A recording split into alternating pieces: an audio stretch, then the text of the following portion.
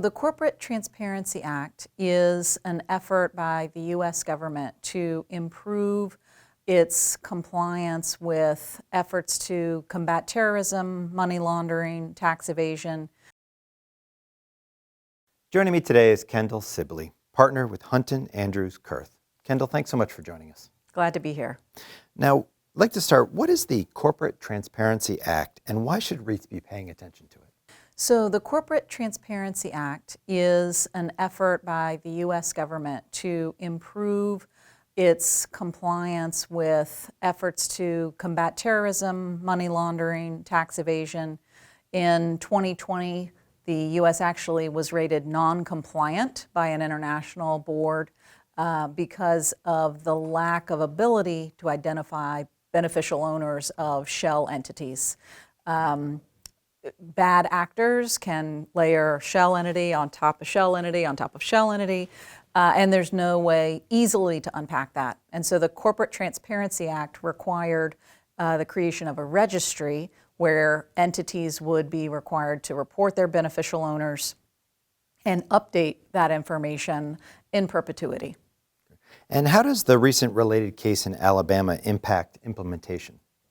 So the Alabama case it held that the Corporate Transparency Act is unconstitutional, but the ruling only applies to the plaintiffs in those cases, in that case rather. So there was an individual plaintiff as well as the National Small Business Association. So FinCEN, the entity that enforces the CTA, has said they will not enforce the CTA against that individual or against any entities that were members of the National Small Business Association as of March 1, the date of the decision.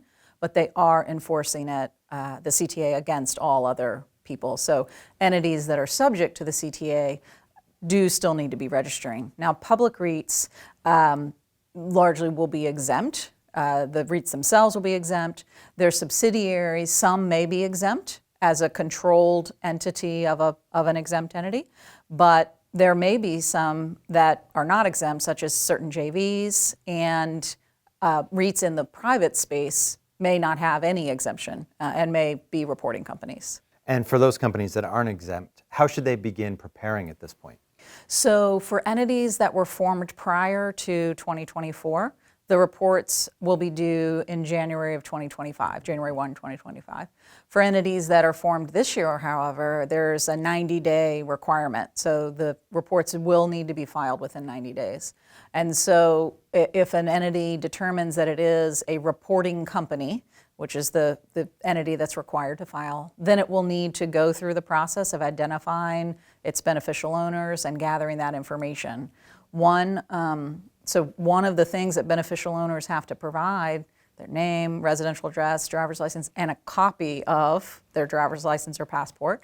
So one thing, if you do have a reporting company that has to report, there's an ability to go on the FinCEN website and have the individual upload all that information to FinCEN once, and they get a unique identifier that can then be used in the reports. But again, if there's an entity that, for a public REIT, where the public REIT is a beneficial owner, the public REIT can report the public REIT's name without having to go through the public REIT to the owners or officers of the public REIT.